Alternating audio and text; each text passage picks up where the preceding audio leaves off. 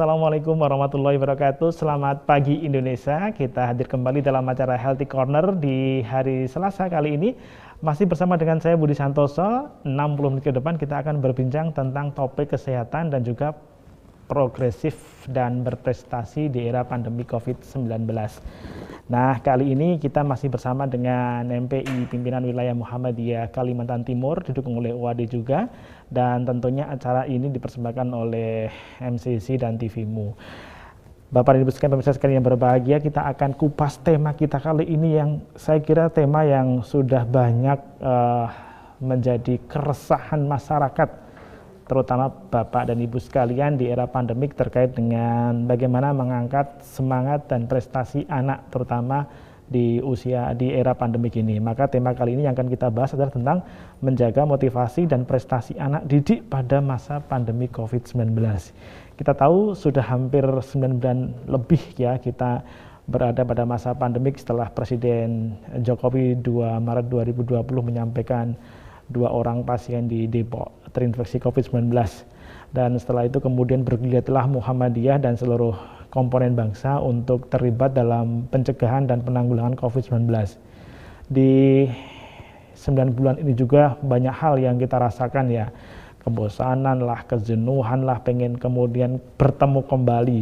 Tetapi ada juga yang kemudian menjadi problem yang mengiringi, seperti misalnya ada yang 8 bulan sudah bersama di rumah, tiba-tiba kemudian ada teman-teman yang mengajak reuni gitu ya, atau ketemu.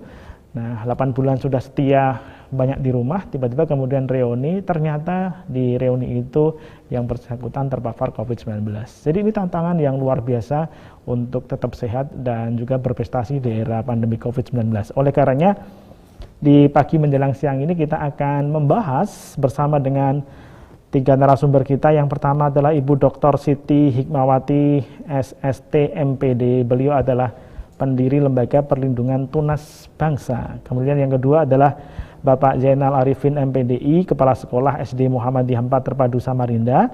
Dan yang ketiga adalah Bapak Khairil Anwardini, SIP, Kepala SMP Muhammadiyah 2 Balikpapan, Kalimantan Timur. Oleh karenanya kita menuju ke Bapak dan Ibu sekalian yang ada di Kalimantan Timur untuk berbincang dengan beliau-beliau. Kita sapa dulu yang pertama Ibu Siti Hikmawati. Assalamualaikum Bu Siti. Waalaikumsalam warahmatullahi wabarakatuh. Baik, kabarnya? Alhamdulillah. Bu Siti sehat ya? Sehat, alhamdulillah. Semoga yang lain juga demikian. Amin, amin. Yang sakit segera disembuhkan gitu. Amin, amin. Kalau saya lihat ini Bu Siti ini wajahnya ceria, semangat, dan tentu tetap penuh dengan optimisme di era pandemik ini ya Bu ya. Ya betul, karena bagaimana kita bisa memberikan motivasi kepada anak-anak kalau kitanya sendiri tidak termotivasi, kitanya sendiri loyo. Jadi motivasi, semangat hanya bisa ditularkan oleh mereka yang memang memiliki semangat yang tinggi juga. Iya, dan kompleks sekali ya, tidak hanya kemudian komunikasinya tapi juga gesturnya ini memberikan nilai semangat kepada kita. Wah, terima kasih Bu Siti, nanti kita akan berbincang dengan Bu Siti. Dan berikutnya kita sapa Mas Zainal Arifin. Assalamualaikum Pak Zainal. Assalamualaikum warahmatullahi wabarakatuh. Ya. Alhamdulillah. Alhamdulillah. Pak Zainal ini Kepala Sekolah SD Muhammadiyah 4 Terpadu Samarinda. Sejauh ini SD Muhammadiyah 4 Terpadu Samarinda masih belajar dari rumah ya Pak ya? Alhamdulillah SD Muhammadiyah 4 masih menggunakan daring karena pada saat ini kayaknya masih belum memungkinkan. Ini masih proses penjajakan untuk menanggapi SKP 34 Menteri itu, apakah kemudian nanti pada semester 2 bisa tatap muka atau masih lanjut daring. Jadi ini kemarin kita melakukan survei kepada orang tua, yang itu perintah dari Dinas Pendidikan untuk mengumpulkan nanti animo orang tua seperti apa. Apakah kemudian tatap muka atau memang tetap lanjut daring. Oke, Pak Zainal, di SD Muhammadiyah 4 Terpadu ada berapa siswa Pak? Ada 717 Pak. Jadi kita mengikuti aturan dari Kemendikbud bahwa masing-masing kelas itu masing-masing jenjang maksimal 4 rombel, dan masing-masing rombel maksimal 28 siswa.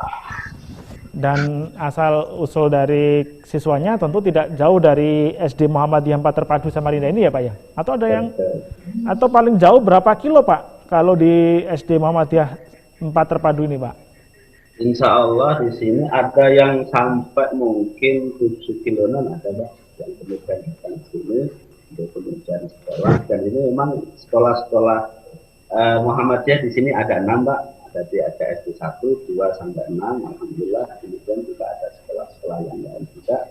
Jadi kita berusaha untuk kemudian dari Muhammadiyah bagaimana menyiapkan sekolah Islam yang berkemajuan. Sebagaimana moto kami Pak. Jadi moto kami SD Muhammadiyah 4 adalah sekolah Islam berkemajuan. Nah, ngomong-ngomong tentang berkemajuan ini sejauh ini sudah apa prestasinya nih SD Muhammadiyah 4? Mungkin bisa disampaikan juga ke pemirsa TV-mu, mumpung hari ini ditonton oleh ratusan ribu, bahkan mungkin jutaan ya pemirsa TV yang menyimak di kesempatan ini. Ada apa saja prestasinya SD Muhammadiyah 4 Terpadu ini Pak?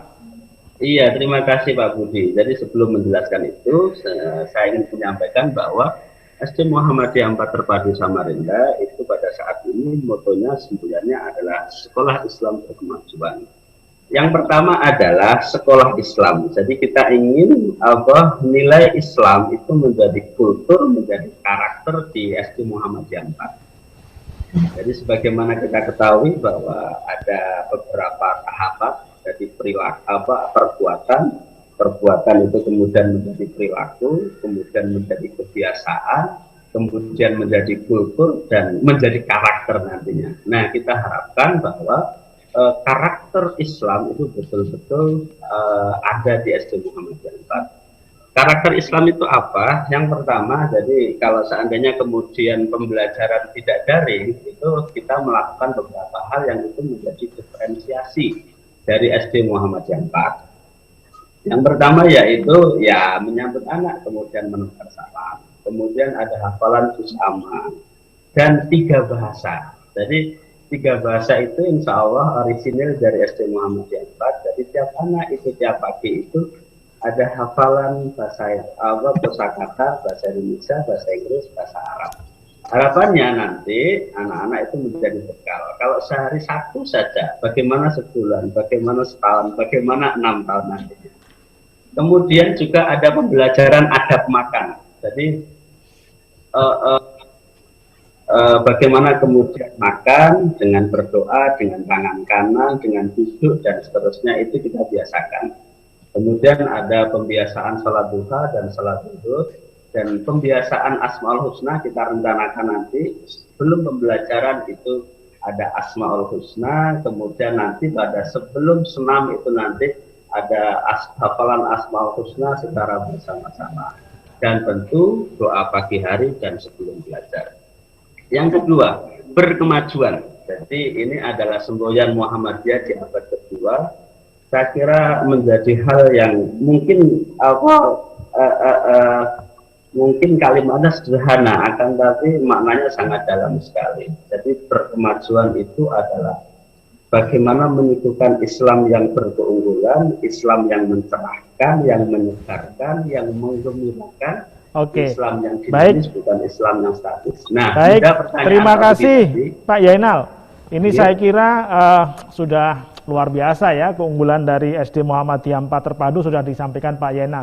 Ini sekarang kita ganti ke Pak Hairil Anwar ini, biar kemudian kita sekaligus promosikan SMP Muhammadiyah 2 Balikpapan. Mas Hairil, kalau tadi Pak Yainal sudah menyampaikan bagaimana keunggulan SD Muhammadiyah 4 Terpadu yang tadi beliau sampaikan. Kalau SMP Muhammadiyah 2 Balikpapan sendiri apa nih Mas keunggulannya Mas? Ya, terima kasih Pak Budi. Di SMP Muhammadiyah 2 Balikpapan kami selalu berkomitmen untuk mengembangkan aktivasi bakat dan siswa. Dan kami punya visi dan misi ke depan. Sekolah kami ini menghasilkan para qori dan qoriah. Alhamdulillah waktu Olimpiade Muhammadiyah di Semarang beberapa waktu yang lalu, alhamdulillah ada siswa kami yang mendapat juara 2 untuk MTQ Tilawah Putri tingkat SMP. Karena biasanya untuk qori-qoriah itu biasanya banyak dari saudara kita di Nahdlatul Ulama. Kami berharap kemudian nanti kami bisa mencetak selain tahfidz hafiz Quran, baik laki-laki dan perempuan, termasuk juga yang qori-qoriah dari SMP Muhammadiyah 2 Balikpapan. Termasuk dengan kami juga di tahun ini mempunyai visi berbasis lingkungan. Alhamdulillah baru beberapa bulan yang lalu kami mendapatkan penghargaan dari Dinas Lingkungan Hidup untuk adiwita tingkat kota, dan sebentar lagi kita akan mempersiapkan untuk adiwita tingkat provinsi. Jadi selain nilai-nilai keislaman, al-Islam, kemudian bahasa Arab, kami juga menyalurkan prestasi bakat-bakat anak kami supaya bisa dikembangkan dengan hal-hal yang positif dan menghasilkan prestasi. Dan alhamdulillah beberapa waktu yang lalu di kondisi pandemi, siswa kita juga bisa meraih juara 1 untuk lomba storytelling bahasa Inggris tingkat SMP di Kota Balikpapan. Mungkin itu Pak Budi. Ada berapa siswa Mas di SMP Muhammadiyah 2 Balikpapan ini? Kurang lebih ada 200 siswa, cuman sekolah kami ini masih untuk halamannya masih kecil ya. Jadi memang kami berharap nanti bisa membeli tanah lagi di depan supaya nanti untuk pengembangan sekolah ke depan. Dengan harapan nanti jumlah kelasnya kita bisa bertambah lagi. Dan kemarin juga karena kondisi kelas yang terbatas, kami membeli ruangan kelas itu di bawah masjid yang bekas lahan parkiran.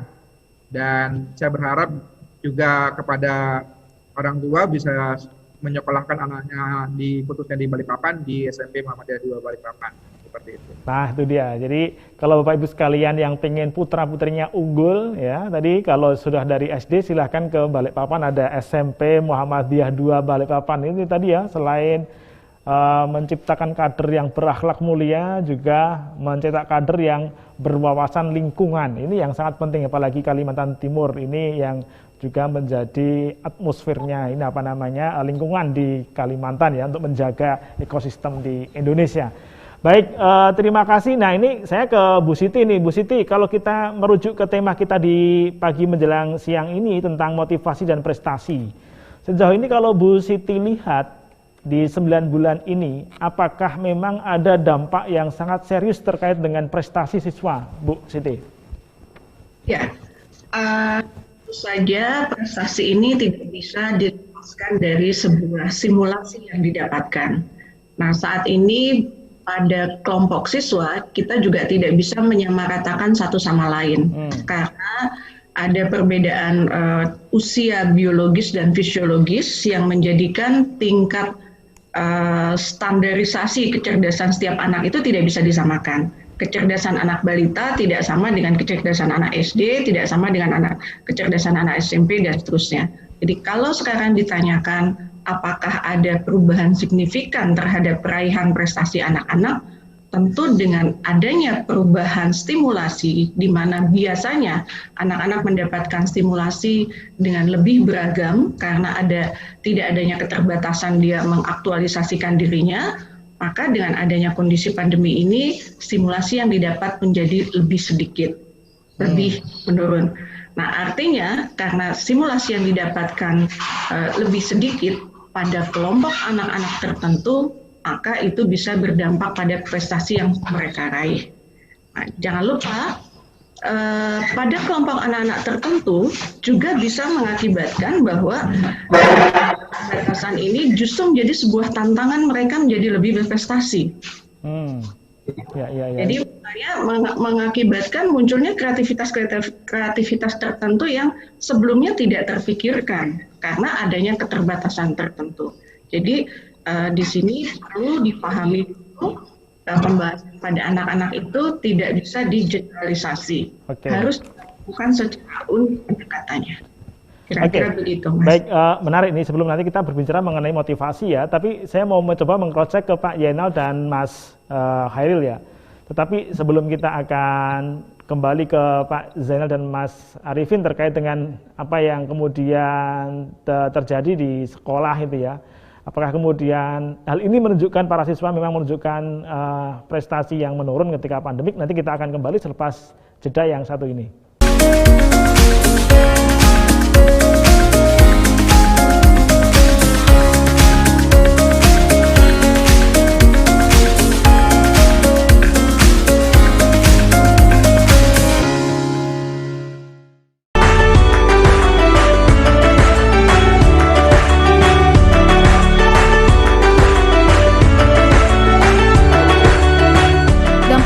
COVID-19 terasa jelas di sektor ekonomi, terutama kebutuhan pangan masyarakat. Muhammadiyah COVID-19 Comment Center dari pusat, wilayah, daerah, cabang hingga ranting telah membagikan paket sembako kepada masyarakat terdampak COVID-19.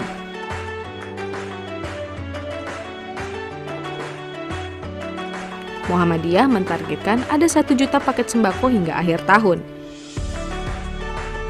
Sampai saat ini, 397.317 paket sembako senilai lebih dari 39 miliar rupiah yang telah dibagikan kepada masyarakat di seluruh wilayah di Indonesia.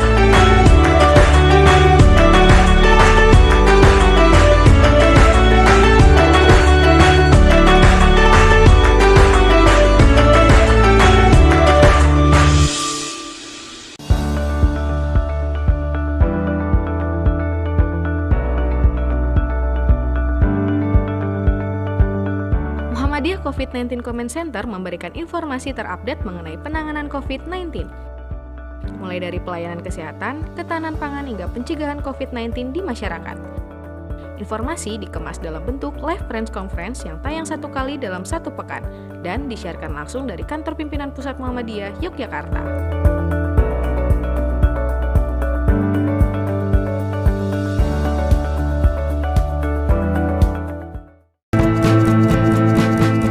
Rumah sakit menjadi garda terdepan dalam penanggulangan COVID-19 dan dapat juga menjadi benteng terakhir. Maka dari itu, Rumah Sakit Muhammadiyah Aisyah siap menjadi rumah sakit yang melayani pasien COVID-19 dengan dukungan fasilitas yang optimal. Saat ini, telah ada 77 Rumah Sakit Muhammadiyah Aisyah yang membantu dalam penanganan COVID-19. Bahkan, tidak hanya itu, Muhammadiyah juga mewujudkan rumah sakit darurat untuk penanganan COVID-19. Ikhtiar ini sebagai wujud Muhammadiyah dalam membantu pemerintah memerangi COVID-19. Bersatu perangi Corona.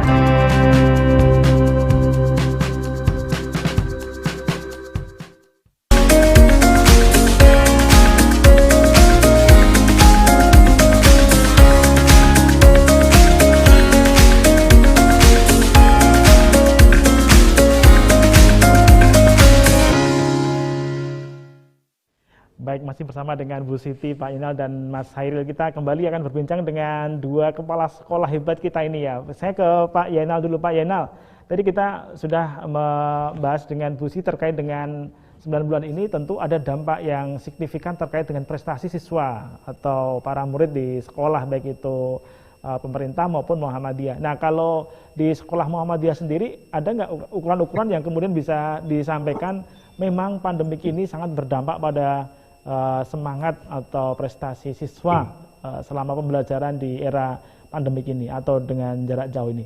Monggo Pak Yenal. Iya, terima kasih Pak Budi. Jadi SD Muhammadiyah 4 ketika menghadapi seperti ini memang kita melakukan beberapa evaluasi. Jadi evaluasi dari sekolah kepada wali kelas, kepada guru-guru, kemudian dari guru-guru kemudian berusaha melaksanakan Zoom untuk evaluasi pembelajaran dengan orang tua di rumah. Hasil dari itu kemudian kita bahas untuk kemudian kita jadikan sebagai perbaikan-perbaikan dalam pembelajaran daring di SD Muhammadiyah 4. Itu yang pertama. Yang kedua, apa yang kita lakukan? Yang kita lakukan yaitu yang pertama kita berusaha kemudian untuk menciptakan rasa nyaman kepada orang tua. Ini penting karena memang orang tua itu yang kemudian mendampingi anak-anak dalam belajar di rumah. Sehingga nyaman itu kemudian kita lakukan dengan menyapa, kemudian memberi motivasi dan seterusnya. Yang kedua yang kita lakukan adalah kita berusaha untuk kemudian menyatu dengan anak-anak. Kalau di quantum teaching itu kan ada kita masuk ke dunia anak, kemudian kita bawa dunia anak ke dunia kita. Jadi kita ajak anak-anak kemudian ngobrol, kemudian kita motivasi, apakah itu lewat video call, apakah kemudian WA dan seterusnya. Nah, yang ketiga yang kita lakukan adalah kita berusaha untuk membuat video-video pembelajaran yang menarik. Di videonya bagus. Kemudian yang kedua juga gurunya juga berusaha untuk kemudian melakukan sesuatu yang menarik. Jadi tidak hanya sekedar menyampaikan materi, akan tapi Bagaimana kemudian praktek baca puisi, bagaimana menyanyi, bagaimana menari, dan seterusnya. Mereka mempraktekkan itu. Yang keempat yang kita lakukan adalah kita tetap memberikan tugas kepada anak, akan tetapi kita sesuaikan tugas itu dengan kondisi anak.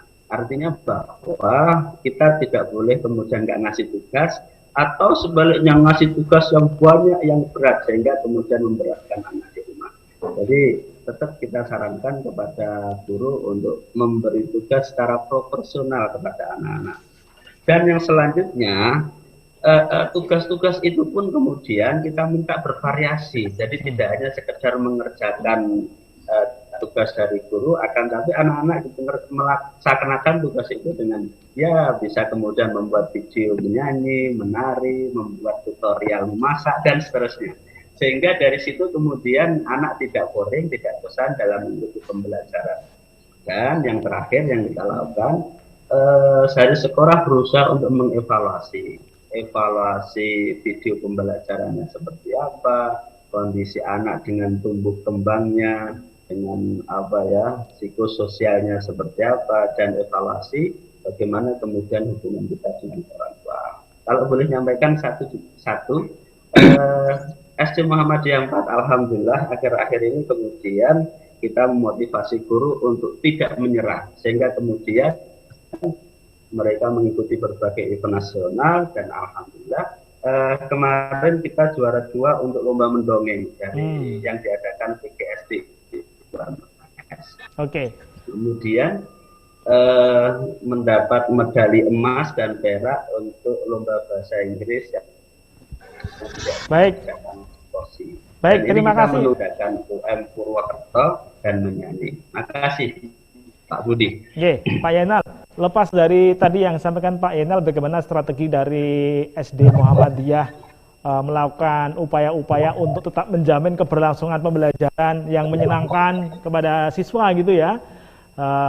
Tapi lepas dari itu tentu ada ya kemudian siswa menyampaikan pesan atau orang tua menyampaikan pesan bahwa model ini ya Pak ya, jenuh gitu ya, atau kemudian mereka pengen gitu ya kembali seperti dulu gitu Pak, ini kok agak susah gitu, kadang sinyalnya hilang-hilang lah dan sebagainya. Ada nggak Pak yang menyampaikan demikian? Ya, jadi hasil dari evaluasi itu kemudian kita tindak lanjuti Pak Budi, sehingga kemudian ada ya? Kita sarankan kepada guru. Artinya ada ya, itu Pak strategi ya. Artinya ada yang menyampaikan bahwa ini loh Pak, kita sudah mulai mengalami kebosanan nih Pak, pengen kita kemudian kembali ke sekolah gitu ya. Iya. Tentu ini normatif ya disampaikan oleh para wali dan anak ya Pak ya. Insya Allah normatif, dan itu kita tidak lanjuti dari guru ke wali kelas untuk selalu komunikasi, bahkan ketemuan di sekolahan. Cuma kita batasi. Baik, makasih Pak Yenal. Kemudian nanti kita bahas mengenai strategi apa yang dilakukan oleh sekolah terkait dengan hal yang demikian. Nanti di segmen berikutnya kita bahas Pak. Kita masih mengupas terkait dengan apa sih dinamika yang dialami oleh teman-teman siswa dan juga guru di era pandemi ini, sehingga kemudian kita perlu nih mengangkat semangat agar prestasinya meningkat lah. Kalau bahasanya Pak Yenal, berkemajuan gitu loh kira-kira. Saya ke Mas Hairil. Apa Mas yang dirasakan para siswa dan wali terkait dengan pembelajaran jarak jauh selama ini ya, yang lebih 8 atau 9 bulan ini Mas? Apa yang dirasakan mereka Mas? Ya, yang pasti hampir semua ya evaluasi ya. Kebetulan di kami ini kan dinas pendidikannya sangat aktif ya di grup itu. Termasuk kami juga selalu memonitor, termasuk saya sendiri itu sering WA langsung ke siswa. Kalau ada beberapa anak misalnya tidak hadir di Zoom atau tidak hadir ketika tidak menyelesaikan tugas, itu langsung saya japri gitu. Karena saya ingin mengetahui kondisi apa sih kendalanya siswa ini seperti apa. Misalnya, kalau misalnya hambatannya adalah misalnya pulsa, alhamdulillah kan sudah dibantu oleh pemerintah 35 GB.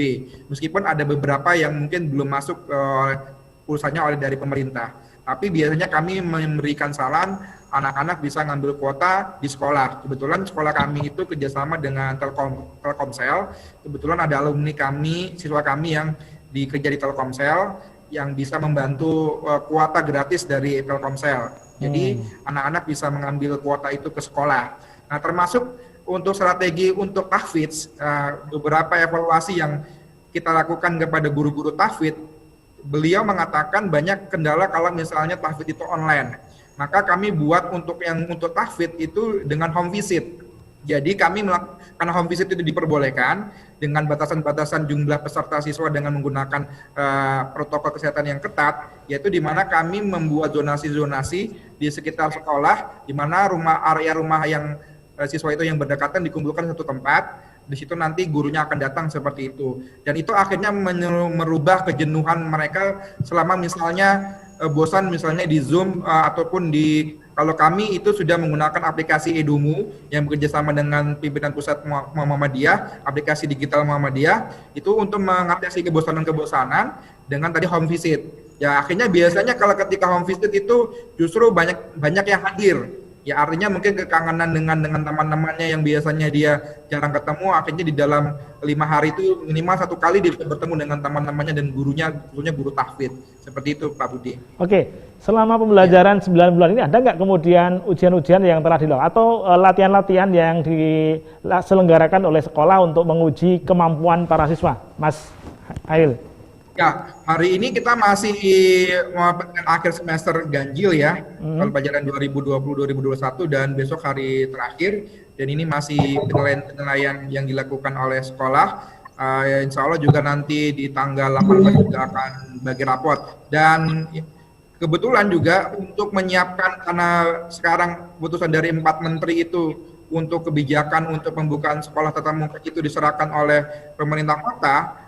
Dinas Pendidikan untuk hari ini sampai besok itu membuat angket yang diserahkan kepada sekolah melalui Google Form, Google Link, untuk meminta kepada orang tua responnya seberapa besar banyak yang setuju untuk tatap muka atau tidak, menjadi bahan rapat untuk dengan wali kota seperti itu. Mas Hairil, terkait dengan proses pembelajaran yang kemudian mencoba untuk dilihat sejauh mana kemudian para siswa ini menangkap pembelajarannya, apakah sebelum ujian yang sekarang diselenggarakan pernah sekolah menyelenggarakan hal yang serupa, latihan-latihan misalnya begitu, untuk melihat sejauh mana sih kemudian pembelajaran kita itu sudah ditangkap oleh para siswa dengan baik?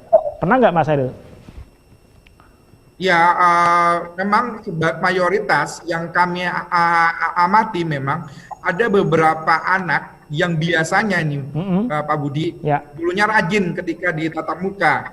Ketika di saat COVID ini, karena jarak tatap muka itu hanya di via online dan Zoom dan di classroom maupun di Edumu, itu banyak ada hal psikologi yang akhirnya menurun.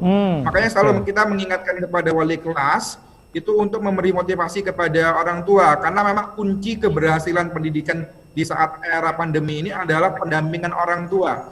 Makanya kami biasanya memanggil orang tua kalau ada kesulitan pembelajaran, kita panggil ke sekolah, kita berikan solusi apa yang bisa nanti kita bantu dari sekolah, supaya apa, keberhasilan ini tidak hanya dari fokus ke gurunya saja, tapi kita berharap peranan orang tua juga begitu besar ketika dalam kondisi era pandemi seperti ini. Oke, baik, ini menarik, sudah mulai kita kelihatan, artinya bahwa memang ada beberapa siswa yang mengalami hambatan ya dalam proses pembelajaran ini, di mana ketika pembelajaran tatap muka mereka bisa menyampaikan, mengaktualisasikan dan mengekspresikan, tetapi ketika pandemi ini ada kesulitan tertentu yang kemudian para siswa ini agak terhambat dalam proses semangat belajarnya gitu, yang berdampak mungkin pada prestasi begitu ya Mas Hairil ya. Baik, saya akan ke Bu Siti kembali ya. Bu Siti, kalau demikian memang perlu diselenggarakan serangkaian strategi yang kemudian bisa menaikkan kembali semangat dan motivasi berprestasinya ya Bu Siti ya. Ya, mungkin speakernya Bu Siti bisa diaktifkan dulu Bu. Ya, terima kasih Mas Adi. Jadi memang setiap orang itu sangat unik. Satu sama lain berbeda pendekatan dan nilainya, termasuk juga gaya belajarnya. Kita itu mengenal ada istilah 3 jenis gaya belajar. Pertama gaya belajar visual, yang kedua gaya belajar auditorik dengan aktualisasi pada pendengaran, dan yang ketiga adalah gaya belajar kinestetik. Nah, sisanya kombinasi antara visual, kinestetik dengan auditorik tadi. Anak di masa pandemi, anak-anak visual akan menjadi lebih nyaman belajar Ya, ya. Karena dia menerima simulasinya secara optimal. Oh iya, dia cuma tinggal perhatikan. Nah, pada anak-anak auditorik, dia harus dibantu supaya dia simulasinya juga menjadi lebih optimal karena audionya, maksudnya pendengarannya itu juga harus termasuk dirangsang. Yang akan berdampak kurang adalah pada anak-anak dengan dominasi gaya belajar kinestetik. Karena kinestetik ini akan optimal jika dia melakukan gerakan-gerakan secara baik. Nah, jadi ketika anak kinestetik, dia harus duduk katakanlah berjam-jam atau lebih dari 30 menit pada usia tertentu, dia sudah langsung mengalami kebosanan. Karena makanya tadi disampaikan, ada anak ketika dia tatap muka, dia optimal. Karena begitu dia tatap muka, dia merasakan bisa mengoptimalisasikan dirinya. Kinestetiknya bisa diaplikasikan. Tapi kalau dia hanya mendengarkan, tidak untuk kemungkinan dia tidur. Baik, Bu Siti, ini menarik tentang pola kinestetik dan visual ya. Nanti kita bahas secara detail sehingga kemudian kita bisa mengidentifikasi para siswa kita termasuk yang mana dan strategi apa yang bisa kita lakukan. Tapi kita mesti kembali selepas jeda yang satu ini.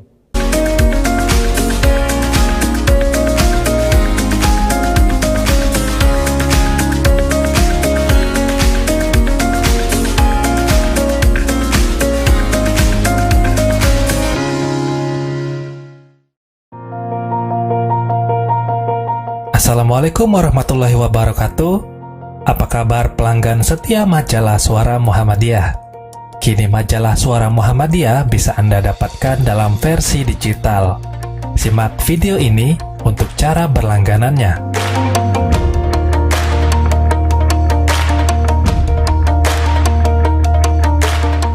Siapkan smartphone Anda, pilih Play Store, lalu download aplikasi Suara Muhammadiyah Store.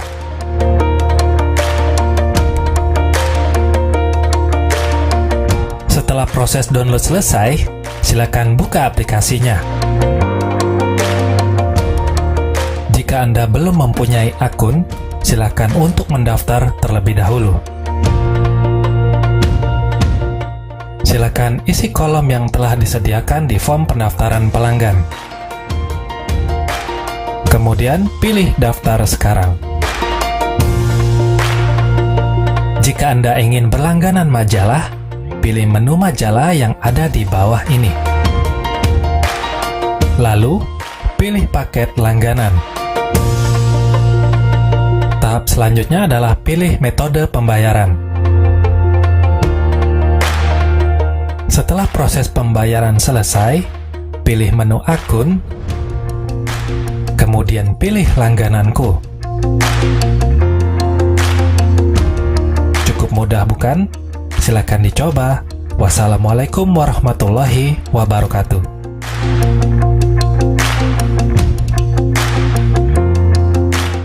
Tayangan televisi Anda bermasalah atau kurang jernih? Sudah saatnya Anda mengganti antena UHF Anda dengan decoder Cavision Cartens.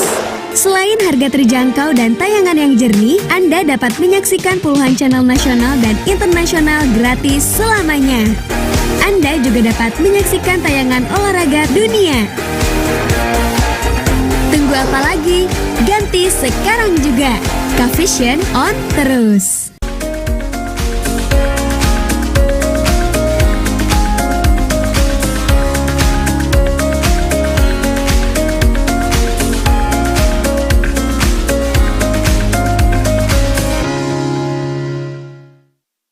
Baik, kita kembali di Healthy Corner kita di pagi hari ini. Pemirsa TVmu di mana-mana berada, kita kembali berbincang dengan tiga narasumber kita yang ada di Kalimantan Timur. Ini kita kembali ke Bu Siti ya.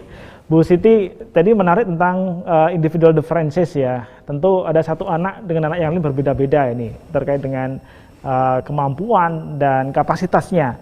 Bisa diulang kembali Bu terkait dengan perbedaan individu ini sehingga kemudian para sekolah ini mampu mengidentifikasi sekaligus bisa menjadi referensi untuk strategi pembelajarannya agar informasi, pengetahuan, pemahamannya bisa masuk ke anak dengan baik.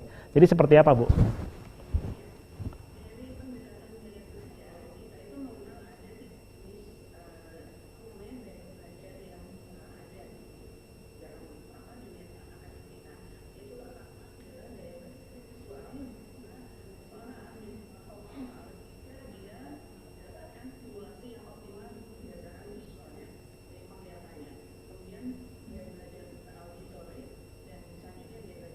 kinestetik. Masa pandemi, mayoritas pembelajaran yang dilakukan itu cenderung melalui Zoom ya, webinar, di mana pada posisi itu yang akan terpuaskan adalah mereka memiliki belajar visual. Sementara pada mereka yang memiliki kecenderungan dominan pada gaya belajar kinestetik, mereka akan kurang mendapatkan kepuasan. Sehingga kalau nanti ada sebuah survei, rata-rata yang paling tinggi ditanyakan mana yang tingkat kebosanannya, maka biasanya itu akan yang orang dengan anak dengan gaya belajar kinestetik akan paling tinggi tingkat kebosanannya dibandingkan dengan yang auditorik dan dibandingkan dengan yang visual. Gitu. Jadi pada saat ini maka guru-guru harus memahami dulu kelompok anak visual itu mungkin akan bisa terpuaskan dengan pembelajaran ini. Jadi pola pendekatan kepada mereka mungkin sudah optimal hanya dengan Zoom atau seperti ini. Tapi ketika berhubungan atau berinteraksi dengan anak-anak dengan gaya belajar yang dominannya tidak pada visual, maka perlu dicari metode lain. Karena itu akan berdampak pada prestasi mereka. Lalu bagaimana cara mengidentifikasi bahwa si anak ini tergolong ke audiotik atau ini visual atau ini di kinestetik, Bu? Ya, sebetulnya ada beberapa tes yang bisa dilakukan secara sederhana. Misalnya, anak-anak kinestetik kalau berbicara dia tidak bisa diam. Dia pasti, saya ini termasuk kinestetik. Saya tidak, Mas Hadi itu termasuk agak kalem. Jadi hanya gerakannya teratur. Kalau saya tidak bisa. Kalau tidak melakukan gerakan misalnya ini nggak keluar idenya. Jadi ngomong sambil salto gitu ya, Bu ya. Kinestetik harus selalu dengan ada gerakan-gerakan. Atau dia misalnya gini, anak kinestetik ketika dinasehati tidak cukup dengan kata-kata saja. Walaupun dia misalnya kinestetiknya juga kombinasi dengan auditorik. Jadi ketika kita bicara dengan anak kinestetik, sentuhlah bahunya, karena harus ada penguatan-penguatan. Sentuh bahunya, misalnya. Jadi ketika sekarang ini tidak bisa saling bersentuhan, itu juga sebuah siksaan buat orang kinestetik. Itu misalnya. Dengan ruang yang sangat terbatas, hanya di Zoom gitu ya, segede HP misalnya atau laptop gitulah, mereka kurang mampu mengekspresikan geraknya gitu ya. Betul, karena buat orang kinestetik, gerakan itu adalah sebuah kebutuhan. Dan sekaligus ekspresi ya, Bu ya? Mengekspresikan ekspresi dirinya gitu ya. Saya termasuk yang mana, Bu? Nanti kita bisa tes. Baik, Bu. Ada ciri-ciri. Nanti saya ikut tesnya, misalnya, ini dominan di kinestetik karena gerakannya bisa terukur. Kemudian kalau orang-orang visual, dia punya kecenderungan sangat detail untuk menunjukkan sesuatu. Katakanlah misalnya ada 3 orang remaja berjilbab, berhijab. Orang visual itu sangat detail. Oh, ini betul lurus atau belum. Itu biasanya dia orang visual. Karena dia kan sangat detail. Orang dengan kecenderungan yang auditorik, dia tidak terlalu detail terhadap penampilan. Yang penting ketika kita berkomunikasi, suaranya membuat dia nyaman. Nah, pada posisi ini para guru-guru pun harus memberikan berbagai macam intonasi. Jangan sampai para auditorik mendengarkan ceramah, mendengarkan paparan kita menjadi bosan. Oke. Artinya memang ada plus minusnya ya, dan juga ada tantangannya bagi para guru untuk mampu menerjemahkan kebutuhan 3 model jenis anak tadi ya, Bu ya, yang auditorik, yang visual, kemudian yang kinestetik tadi itu. Tapi menarik ketika kemudian memang banyak sekali hambatan-hambatan terkait dengan proses pembelajaran daring misalnya. Internetnya yang susah lah, mungkin lagi sinyalnya kurang bagus. Ini juga mungkin sangat mengganggu juga bagi anak-anak auditorik ya, Bu ya? Iya, betul. Jadi untuk anak-anak auditorik, simulasi suara itu sangat dominan buat dia. Jadi ketika dia tidak akan terlalu memperhatikan ekspresi wajah, tapi begitu suara kita meninggi, dia pasti akan membuat pertanyaan, ini apa nih? Jadi indikasinya adalah pada suara, kalau bagi anak-anak auditorik. Makanya diharapkan para guru pun bisa menjadi sedemikian cukup kreatif untuk tidak monoton dalam menyuarakan suara-suara mereka ketika memberikan pengarahan bagi anak, khususnya bagi anak auditorik dan kinestetik. Oke, jadi kalau kemudian para pendidik ini menyampaikan dengan suara jelas, intonasinya bagus, kemudian varian gitu, cenderung teman-teman yang auditorik akan mampu menyerap ilmu dengan baik ya, Bu. Dengan lebih optimal. Teman-teman di visual nanti kalau kemudian gambarnya bagus, mungkin dikasih juga dengan beberapa sketsa-sketsa apa untuk proses pendukung pembelajaran, mungkin juga akan memberikan proses percepatan untuk pemahaman pada anak visual ya, Bu ya. Iya.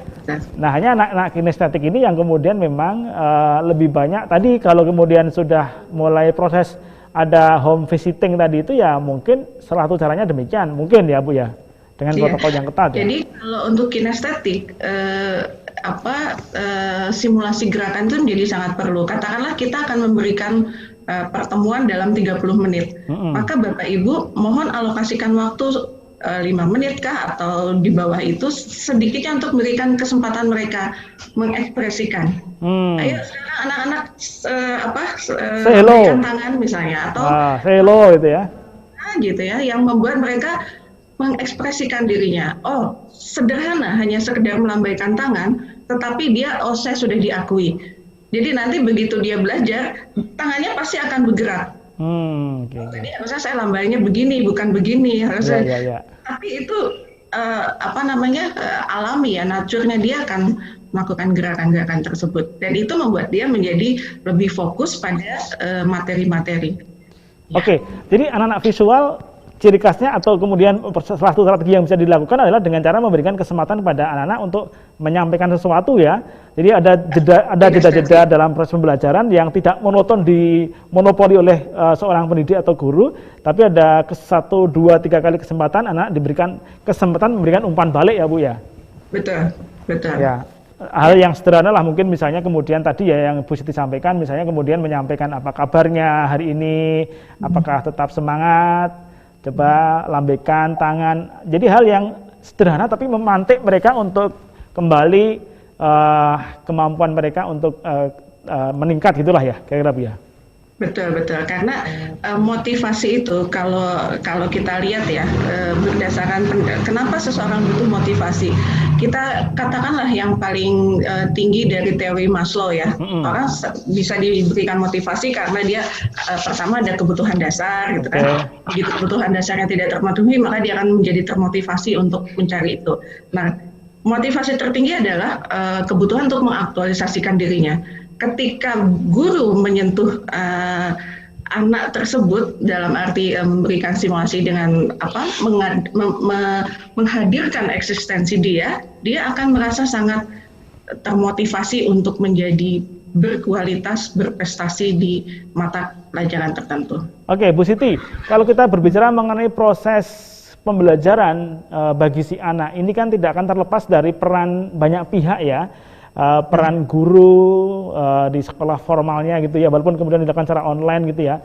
Tapi juga ada peran orang tua atau pendamping kalaupun orang tuanya tidak ada, ataupun orang-orang yang terdekat dengan yang bersangkutan. Sejauh mana kemudian peran mereka itu mampu mengorganisir tadi Bu, kemampuan-kemampuan si anak yang mungkin juga perlu kita identifikasi, ini audiotik kah atau ini visual kah atau ini kinestetik. Sejauh mana Bu peran mereka Bu? Ya, jadi pertama ketika kita ketahui ya kalau tak kenal maka tak sayang dan seterusnya. Para guru membantu orang tua mengenali bagaimana anak-anak itu sendiri. Jadi ini kelompok gaya belajarnya apa sehingga tidak untuk kemungkinan misalnya anak-anak orang tua punya aturan tertentu, katakanlah dulu saya sendiri ya di kelompok saya misalnya di rumah dulu ayah saya suka tanya, kamu tuh belajar apa lagi ngapain? Karena persepsi belajar ayah itu adalah kalau belajar itu baca buku, tidak ada suara. Sementara bagi anak-anak kinestetik dia harus sambil entah itu mukul-mukul meja gitu ya. Nah, ketika ini terjadi para guru sudah mampu memetakan kemampuan gaya belajar anak-anak. Yang tadi untuk masalah kinestetiknya, para guru bisa minta kepada orang tua. Pak, tadi putra Bapak bagus, tolong beri tepukan di punggungnya dari saya. Karena Bapak kan, para guru kan nggak bisa menyentuh anak-anak dengan karena social distancing ini. Beritahukan pada orang tua, anak Bapak ini gaya belajarnya adalah seperti ini, Jadi kalau ngobrol ya ditepuk, dirangkul, diberikan pujiannya itu adalah salah satunya dengan memberikan ke arah sana, ke arah sentuhan-sentuhan, kira-kira seperti itu. Baik, terima kasih Bu Siti, ini cukup detail Bu Siti menyampaikan pada kita terkait dengan mengidentifikasi anak-anak kita agar kita mampu juga mengarahkan pada yang optimal dalam proses pembelajarannya. Nanti kita akan lihat dan dengar bersama bagaimana kemudian Pak Zainal dan juga Pak Khairil melakukan strategi untuk mempertahankan semangat dan prestasi di era pandemi COVID-19 setelah jeda iklan yang satu ini.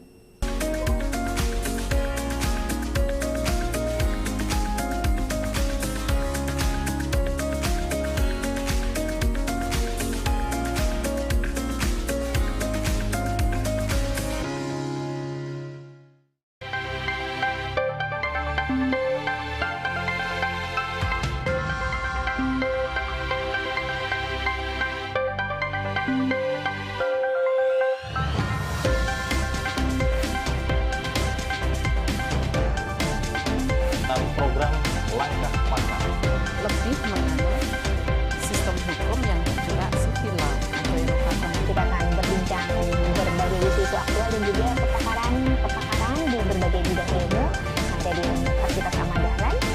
Degradasi dan fragmentasi dari plastik yang tadinya ukurannya besar. Perayaan. Nah, itulah yang menyebabkan kenapa tingkat literasi ini mendapatkan sesuatu mengajar tetapi juga mengajar. Yaitu jangan profesi.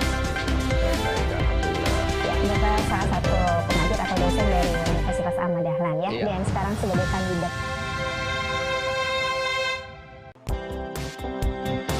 Muhammadiyah COVID-19 Comment Center telah membagikan ribuan masker kepada masyarakat di berbagai wilayah di Indonesia sebagai salah satu upaya untuk mencegah penyebaran COVID-19 di masyarakat. Sebanyak 339.218 masker yang telah dibagikan kepada masyarakat untuk terhindar dari COVID-19. Selalu physical distancing saat di luar rumah agar terhindar dari COVID-19, sehingga keluarga di rumah selalu aman. Bersatu perangi Corona.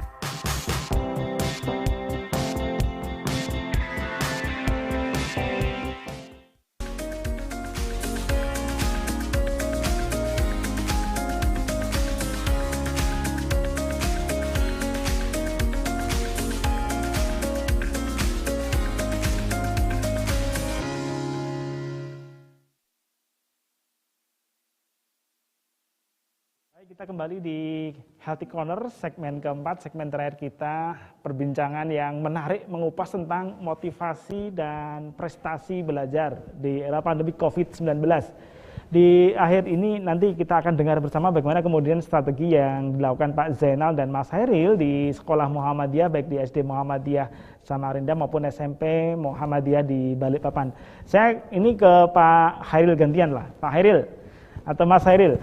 Jadi tadi kalau Bu Siti menyampaikan tentang ciri-ciri dan perbedaan anak atau individual differences lah bagi si anak, ada yang punya tipikal visual yang dia lebih senang.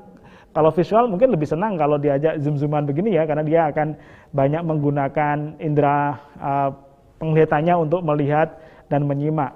Teman-teman yang di audiotik juga mungkin senang ya, karena dia akan mendengar bagaimana Pak Khairil menyampaikan ini pengetahuan, kemudian mengajar gitu ya. Tapi bagi anak kinestetik mungkin agak juga sedikit kebosanan kalau kemudian sekian jam terus gitu ya harus berhadapan di depan laptop atau depan HP yang dia tidak bisa mengekspresikan dirinya gitu. Nah, sekolah SMP Muhammadiyah untuk mempertahankan motivasi dan juga prestasinya mungkin bisa disampaikan kembali Pak Khairil seperti apa Pak? Oke, terima kasih Pak Budi. Yang pasti kan dengan kemarin kita COVID di bulan Maret sampai bulan ini, biasanya kami melakukan pemetaan dulu dari beberapa siswa. Jadi potensi bakat dan siswanya itu arahnya kemana. Dan pasti juga kita juga selalu komunikasi dengan orang tua. Misalnya ketika ada kegiatan lomba. Pak Khairil. Misalnya ada. Halo Pak Khairil. Ada lomba. Misalnya. Halo Pak Khairil. Ya. Baik, saya sementara ke Pak Zainal karena sinyalnya Pak Hairil kayaknya di tempat kami kurang bagus diterima. Oh gitu. Ya, sambil nanti sinyalnya Pak Hairil kembali bagus gitu, kita ke Pak Zainal. Pak Zainal. Ya. Jadi kira-kira strategi apa yang dilakukan SD Muhammadiyah di Samarinda, Pak, untuk mensiasati agar kemudian siswanya tetap termotivasi ini ya? Apalagi siswanya kan tadi ratusan, ada 700 lebih lah begitu. Kira-kira apa yang dilakukan SD Muhammadiyah Samarinda, Pak? Terima kasih Pak Budi. Jadi beberapa kali itu Pak Kadis menyampaikan dalam berbagai kesempatan bahwa pembelajaran daring itu adalah pembelajaran darurat. Sehingga kemudian karena pembelajaran darurat itu pasti kemudian tidak bisa kemudian menghasilkan yang sama persis dengan pembelajaran tatap muka. Nah, sehingga dari situ kemudian tadi pada segmen yang awal tadi sudah kami sampaikan bahwa ada beberapa strategi dari SD Muhammadiyah 4 bagaimana kemudian bertahan pada kondisi pandemi, tetap menyuguhkan pembelajaran yang menarik, yang menyenangkan, yang memotivasi, dan seterusnya. Yang pertama yang saya sampaikan tadi adalah kita tetap jalin hubungan baik dengan orang tua. Yang kedua, kita berusaha masuk ke dunia anak, kemudian kita ajak dunia anak masuk ke dunia kita. Dan itu memang tantangan bagi guru untuk kemudian berusaha menyelami itu pada diri anak. Nah, selanjutnya yang lebih terkait dengan apa yang disampaikan Bu Siti tadi adalah ada dua yang kami lakukan. Yang pertama yaitu kita berusaha untuk memberikan pembelajaran yang menarik, sehingga pembelajaran yang menarik dan bervariasi. Dari situlah kemudian kita tidak hanya sekedar kemudian memberikan materi, ngasih tugas, akan tapi bagaimana kita menyuguhkan, bagaimana memperagakan, menari, menyanyi, masak, merawat bunga, dan seterusnya.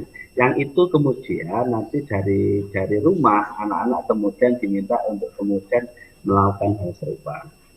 Yang kedua juga yang kita lakukan adalah kita memberikan tugas yang bervariasi kepada anak. Dari yang tugas seperti biasa itu, kemudian juga tugas yang tadi seperti menyanyi, menari, kemudian memasak, dan seterusnya. Dan memang kemudian kita sering melakukan, dari guru kita sampaikan, tolong sering sapa anak-anak. Anak yang kemudian sudah selesai melaksanakan tugasnya, kita kemudian mengapresiasi. Apakah dengan jempol, apakah dengan Anda, sukses, nilai Anda 100, dan seterusnya. Itu sebagai bentuk apresiasi dari guru kepada anak-anak. Termasuk juga kita sering kemudian menyampaikan guru untuk kemudian, karena orang tua itu adalah guru di rumah, dari guru menyampaikan ke orang tua, Pak, Ibu, tolong sampaikan salam saya ke anak Ibu, anak Bapak. Nilai anak Bapak itu untuk tugas ini dapat nilai 100 dan seterusnya. Dari situ kemudian bentuk apresiasi dari guru kepada anak. Itu mungkin yang kita lakukan saat ini di SD Muhammadiyah. Ya, jadi ada pola komunikasi yang dibangun antara pihak sekolah, dalam hal ini SD Muhammadiyah di Samarinda, dengan para orang tua, agar kemudian proses pembelajaran ini menjadi tanggung jawab bersama ya Pak Zainal ya. Iya. Sehingga kemudian mencerdaskan si anak ini adalah tanggung jawab antara guru dan juga orang tua secara bersama-sama ya. Ya, jadi pada evaluasi pembelajaran daring dari guru, dari wali kelas kepada orang tua, itu memang kita sampaikan bahwa ini anak ini adalah tugas semuanya. Bagaimana kemudian membentuk akhlak yang mulia, bagaimana mencerdaskan itu, dan seterusnya. Kalau hubungannya biasanya guru-guru kita dengan WA, dengan telepon, atau mungkin dengan WA atau video call, bahkan kemudian ada yang kemudian ada beberapa orang tua yang datang ke sekolah untuk konsultasi, dan ada home visit juga. Bagi kelas-kelas bawah, kelas 1, kelas 2 itu guru-gurunya home visit untuk mengetahui pola kembang anak dalam pembelajaran daring pada saat ini. Baik, dan tentu protokol kesehatan tetap dilakukan agar kemudian semuanya terjaga ya Pak Zainal ya. Oke, protokol kesehatan tetap kita jaga, dan kita batasi 5 Pak. Jadi 5 yang konsultasi, kalau lebih kita kemudian jadwal pada hari berikutnya. Oke, baik. Terima kasih Pak Yenal. Nih sekarang ke Terima Mas kasih, Heril. Pak Budi. Mas Heril, tadi Oke. Pak Yenal udah menyampaikan tuh bagaimana strateginya, pelibatan orang tua, kemudian ada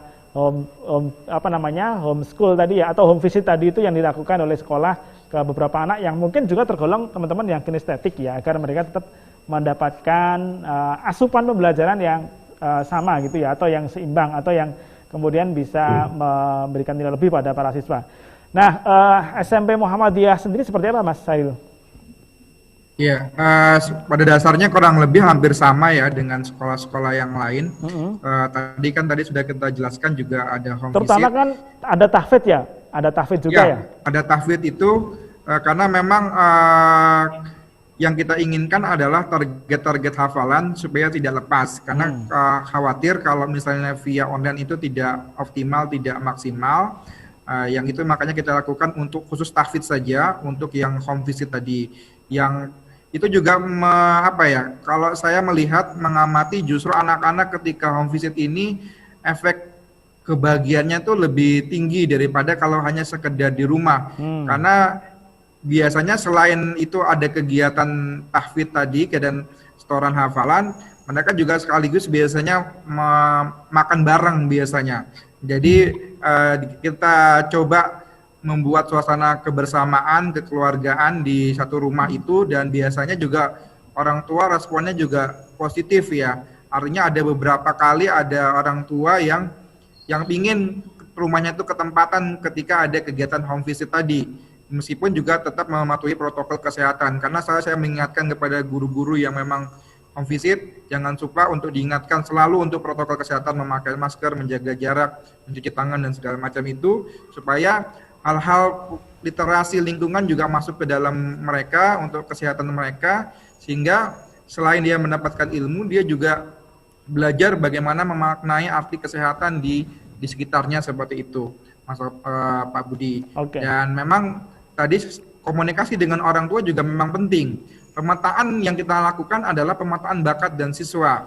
Misalnya ada beberapa event lomba misalnya. Kita melihat potensi anak ini biasanya lombanya lomba pidato atau lomba storytelling atau lomba sains seperti itu. Nah, kita memetakan dan biasanya kita langsung komunikasi dengan orang tua. Bunda, Ibu, ini ada lomba seperti ini, apakah anaknya berminat? Kalau memang anaknya berminat, nanti kita buatkan grup lagi di WA, kita arahkan seperti itu. Oke. Itu Pak Budi. Dan sejauh ini tanggapannya sangat positif ya, Mas Haril? Ya. Ada nggak, sangat Mas? positif kalau untuk yang home visit tahfidz tadi, karena memang kejenuhan itu mereka ketika misalnya dia hanya di Zoom gitu, yang mengerjakan tugas di classroom itu mereka agak jenuh memang, tapi ketika dia bisa keluar, minimal itu yang diharapkan anak-anak itu dapat uang jajan. Itu fakta. Karena biasanya ketika dia di sekolah dia tidak sekolah tatap muka, dia kan nggak dapat uang jajan nih dari orang tuanya. Tapi ketika dia bisa berkumpul dengan temannya, misalnya dia minimal dapat uang jajan. Akhirnya itu yang mungkin prioritas juga mereka, yang akhirnya dia mau keluar dari rumah seperti itu. Dan orang tuanya sih support saja, asal protokol kesehatan tadi memang benar-benar diperketat seperti itu. Ya, artinya kalau memang uang jajan nanti belajar di rumah, uang jajannya tetap dikasih gitu, mungkin senang juga kali ya. Iya. Oke, baik, terima kasih Mas Heril, terima kasih Pak Yenal atas diskusi yang menarik. Saya pengen ada closing dari Bu Siti. Jadi pesannya apa Bu ini kepada para pendidik dan juga para orang tua agar putra-putrinya tetap bisa belajar dengan nyaman, dengan aman gitu, dan juga tetap bersemangat di era pandemik ini, Bu. Apa Bu pesannya utama nih, Bu? Ya, pertama memang kita sama-sama menghadapi bahwa ini bukan semua yang ada pada saat ini adalah saat-saat yang sulit. Guru juga sulit, orang tua sulit, apalagi anak-anak mereka sama sekali sangat lebih sulit lagi karena mereka sendiri berada pada usia-usia yang cukup rentan. Tetapi yakinlah bahwa fa inna ma'al yusri yusran, di balik kesulitan itu ada kemudahan. Insya Allah kita tidak boleh lepaskan itu dari keyakinan kita sebagai umat yang beragama, dan saya yakin Muhammadiyah pun pasti akan memiliki solusi-solusi yang cukup baik, dan kita terus belajar dari kesulitan ini, kita ubah menjadi tantangan dan kita hadapi ini bersama-sama. Baik, terima kasih Ibu Dr. Siti Hikmawati pendiri Lembaga Perlindungan Turas Bangsa yang telah bersama dengan kita dalam acara kita di pagi hari ini, juga Pak Yainal Arifin, Kepala Sekolah SD Muhammadiyah 4 Terpadu Samarinda, dan juga Mas Hairil Arifin dari Mas Hairil Anwar Dini dari Kepala SMP Muhammadiyah 2 Balikpapan. Terima kasih atas diskusi yang menarik dan semoga kita tetap membawa, menyertai, mendampingi anak putra-putri kita agar tetap termotivasi dan juga berprestasi walaupun masih harus menjalani era pandemi ini. Dan kita akan kembali lagi di acara Healthy Corner saat depan, masih bersama dengan TVmu. Mohon maaf segala khilafan. Assalamualaikum warahmatullahi wabarakatuh.